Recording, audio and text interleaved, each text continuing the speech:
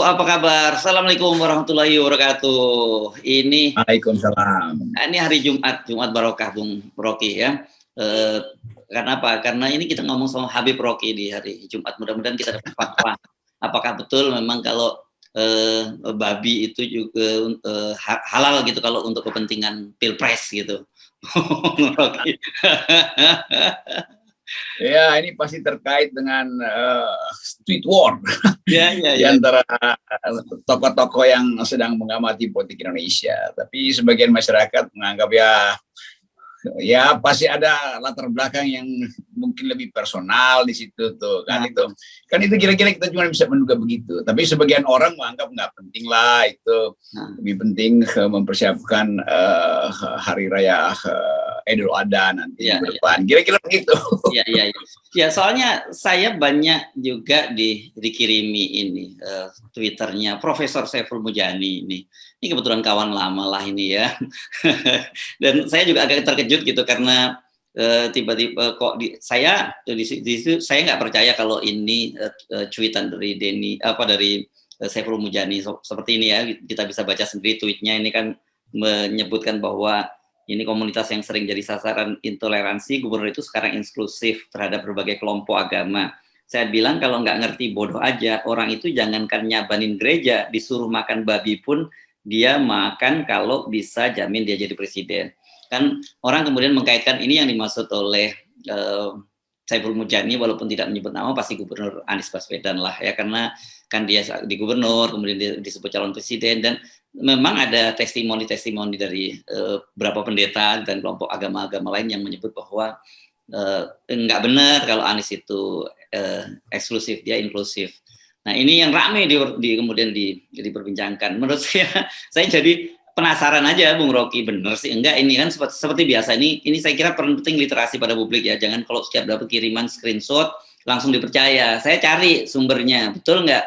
Ternyata betul ini jadi di sini di Twitternya Saiful Mujani, dia disebut statusnya sebagai profesor political science di UIN. Dia mengakui bahwa dia cuma menyatakan begini, ramai reaksi terhadap posting ini. Saya ingin nunjukin kontras antara real politik dan politik berdasarkan moral. Yang kedua, sering takluk pada yang pertama. Politik tak kenal nilai, tak tahu agama, bila itu bertentangan dengan tujuan utama. Titik dua, berkuasa, jangan mudah percaya pada ocehan politisi. Ya, jadi ini diakui oleh Saiful Mujani bahwa ini adalah memang Twitter dia, artinya dia memang mengucapkan itu. Nah, saya jadi bingung kenapa Saiful Mujani memilih kosakata seperti itu ya. Dia kan seorang profesor, seorang political science gitu. Dan yang terlebih lagi dia ini pollster ya, pemilik lembaga survei. Ini nanti yang kita akan arahnya ke situ, kita bicarakan Bung Rocky. Ya sekarang orang disuruh milih percaya politisi atau percaya pollster, sama-sama tukang bohong kan, itu aja. Jadi pokoknya ya saya kenal baik Saiful Mujani, ya Anies saya kenal, itu bahkan geng itu saya kenal, itu Anies yang biasa dulu disebut geng Ohio Boys gitu.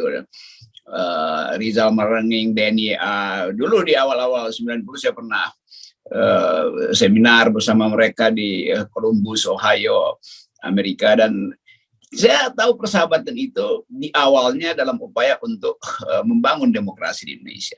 Tapi ketika semua pulang ke Indonesia, lalu masuk di dalam blocking gitu. Entah kenapa itu, mungkin ada soal pribadi atau ya pilihan bisnis, ya macam-macam lah. Dan tim ini sebetulnya berantakan. Tapi sama-sama kita tahu bahwa yang nggak ada soal pilihan masing-masing tuh. Saiful Mujani akhirnya jadi profesor di UIN, Rizal Marenging jadi semacam intelektual Golkar karena posisi dia yang strategis untuk membuat Golkar itu tampil sebagai partai modern yang penuh pencitraan konseptual. Kira-kira itu. Lalu teman saya juga di NIA jadi tokoh yang masuk dalam semua bidang sastra, politik, macam-macam itulah. Anies Baswedan kemudian tampil sebagai calon presiden. Jadi sebetulnya ini satu geng di awal itu yang saya kenal. Nah kalau sekarang itu terjadi perselisihan, itu artinya udah ada blocking yang habis-habisan di antara kawan-kawan ini nih. Tetap mereka kawan-kawan mereka tuh.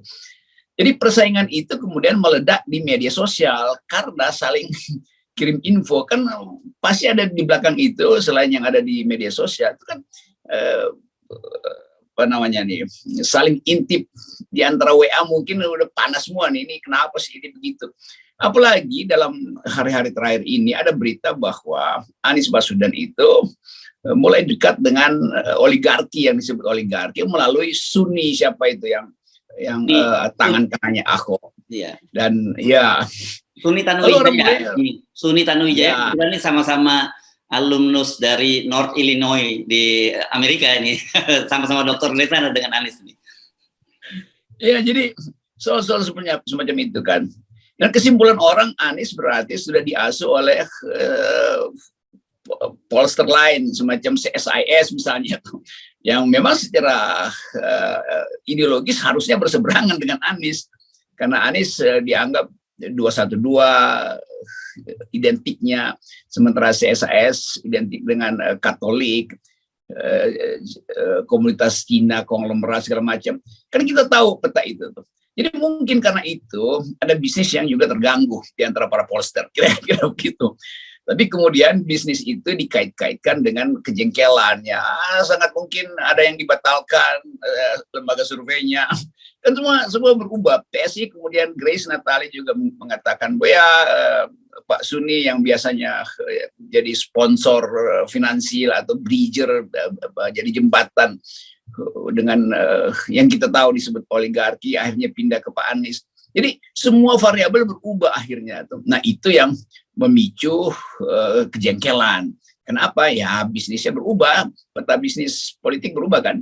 Berarti juga dana-dana pesanan oligarki juga berubah ke surveyor. Jadi saya hanya bisa menangkap itu, gejala itu, karena kok marah betul ya Saiful Mujani terhadap siapa tadi itu, mereka yang gubernur yang disebutnya, pokoknya kalau mau suruh makan babi pun mau asal jadi presiden kan gitu, gubernurnya. Dan semua netizen semua juga paham bahwa yang dimaksud itu pasti Anies Baswedan kan gitu ya. Ya itu frasa yang terbit setara dengan kemarahan Ibu Mega waktu menghajar Ganjar kan, kira-kira begitu. Jadi ada dua kemarahan minggu-minggu ini. Kemarahan Ibu Mega dan kemarahan Profesor Saiful Mujani. Tapi oke, biarkan kita lihat itu dan kita analisa itu sebagai sinyal bahwa ada yang sedang berantakan di kalangan komunitas lembaga survei. Ya. Nah, saya kira menarik, ini jadi menarik karena di situ Saiful Mujani tetap bicara tentang moral dan etika. Itu yang selama ini kan menjadi concern kita. Dan kita juga selama ini juga menyoroti posisi lembaga-lembaga survei ya, karena dalam hal ini kan kita melihat bukan tidak hanya kapasitas dia sebagai profesor di UIN, tetapi dia juga adalah pemimpin lembaga survei SMRC gitu ya.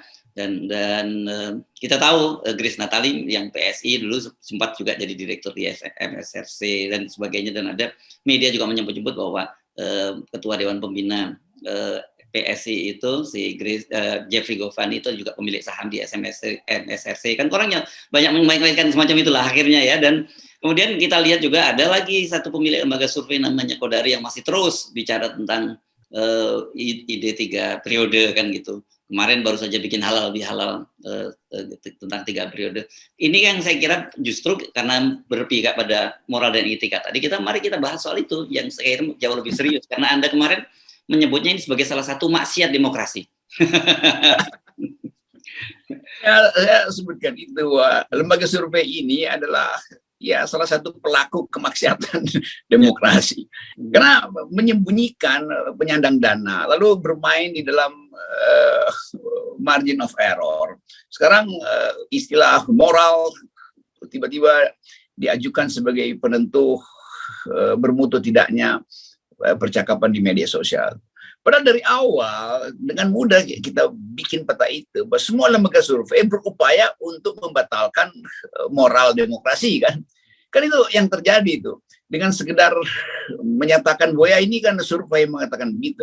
Loh, ada hal yang memang nggak boleh disurvei, nggak perlu disurvei. Ada hal yang harus justru diperlihatkan supaya dibaca oleh publik dengan kritisisme. Tapi metodologinya kan sama semua nih manusia ini kan. Kan juga ini mereka datang dari komunitas yang sama, yang dari awal hanya ada satu lembaga, yaitu lembaga yang dibiayai oleh Perserikatan Bangsa-Bangsa tuh untuk memungkinkan Indonesia masuk di dalam era demokrasi. Kan saya tahu itu tuh, bahwa apa dulu namanya tuh, mungkin itu yang namanya lembaga survei Indonesia, namanya LSI juga tuh. Yang sebetulnya dia non bisnis tuh. Ya, kemudian beranak pinak pecah, sangat mungkin juga respondennya itu juga, atau pengumpul data di daerah itu juga, maka saling nitip pertanyaan segala macam kan. Itu yang saya maksud, kecurigaan publik terhadap sebut aja apa namanya nih, konspirasi lembaga survei untuk menentukan opini politik rakyat. Itu bahayanya tuh. Jadi justru mereka yang mesti kasih moral clarity supaya kita sama-sama paham bahwa yang lembaga ini sebetulnya adalah binaan lembaga itu. Surveyor ini sebetulnya adalah asisten dari surveyor yang sana tuh. Peneliti yang ini sebetulnya digaji oleh peneliti yang sana, kan di situ aja kan. Permainannya cuma itu saja. Itu pentingnya. Memang ada yang disebut apa namanya, semacam oversight committee di antara mereka. Itu juga dia bisa atur sendiri kan kode etiknya tuh. Jadi kode etik itu menunggu kode uang, kan itu bahayanya tuh. Kalau surveyor itu betul-betul dari awal memang dibeli untuk memanipulasi opini publik. Ya. Ya, karena itu kita ini pas ya, Bung Habib Rocky ya, kita ngomongin maksiat di hari Jumat. Ini penting, kita terus selalu mengulang-ulang fatwa-fatwa itu, karena penting apa-apa sesuatu pesan yang penting itu harus ada dilakukan repetisi ya, dengan repetisi kemudian nancep di pada publik gitu. Yang saya kira sejauh ini kita sudah berhasil menyampaikan ke benak publik bahwa jangan terlalu percaya pada hasil survei yang dipublikasikan untuk menggiring opini. Kita tidak mengeneralisir ya, karena sebenarnya lembaga survei ini atau metode survei ini kan ini metode modern yang kita harus percaya, basisnya statistik, jadi mudah diukur gitu ya. Tapi kan kita melihat sekarang ini tiba-tiba ada dalam satu periode yang sama gitu lembaga survei kemudian menyampaikan publikasi yang berbeda-beda. Dan kita tahu intensinya gitu. Nah, yang berikutnya yang kita mesti, yang belum berhasil saya kira malah kalangan internal dari media sendiri nih yang masih terus-terusan mempublikasikan hasil lembaga survei tanpa memberikan catatan kritis kan. Itu dua hal kemaksiatan di Republik kita. Pertama, lembaga survei mengumpulkan opini publik seolah-olah itu netral, seolah-olah itu nggak ada problem moral. Saya beri contoh, bermoral nggak menanyakan kepada publik 3 periode bagus apa tidak? Ya nggak boleh ditanya itu. Ini ngapain ditanya? Membunuh orang boleh apa enggak? Kalau semua orang bilang boleh, akhirnya harus dilakukan. Memelihara peneliti dungu boleh enggak? Ya nggak perlu, peneliti itu pasti harus pintar. Jadi ada pertanyaannya memang nggak boleh ditanyakan, apalagi kalau udah dilarang konstitusi masih ditanya oleh lembaga survei. Kan itu intinya menggiring opini tuh. Itu kemaksiatan pertama. Kemaksiatan kedua, kedunguan lembaga survei diberitakan oleh media, yaitu kedunguan lebih dungu lagi kan jurnalis itu kan. Jadi nggak ada filter sebetulnya. Sama halnya juga banyak talk show. Jadi kelihatannya penanya itu kendati seolah-olah hebat bertanyanya, tapi dia nggak ngerti soalnya. Jadi dia bertanya terus untuk hal yang sebetulnya orang anggap ya ngapain ditanyain, hal yang dengan mudah publik udah tahu tuh. Jadi seolah-olah ini dibikin heboh supaya bisa diatur opini publik. Jadi betul kita ada di dalam interplay atau percakapan-percakapan yang sifatnya maksiat politik, dan kita mesti hentikan itu. Nggak ada lembaga survei yang mulai dengan kami ingin tanya calon presiden, Anda setuju nggak dengan presidensial threshold 20%? Kan itu lebih masuk akal tuh, supaya lembaga survei lempar itu ke media massa, melalui wartawan, lalu kita diskusikan bahwa Anies Baswedan ternyata masih ngotot dengan 20%, atau Anies Baswedan sekarang ingin juga mengajukan threshold itu dinihilkan karena dia mau menjadi calon presiden, sehingga dia punya legal standing tuh. Lalu dia kasih datanya bahwa semua orang udah tahu lah Anies punya kemampuan jadi presiden. Nah, dia mestinya manfaatkan opini itu untuk minta Mahkamah Konstitusi nolkan atau nihilkan threshold karena dia punya legal standing, kepentingan dia itu bisa terganggu tuh. Manfaatkan hasil lembaga survei. Lembaga survei justru mesti ajukan hal-hal semacam itu.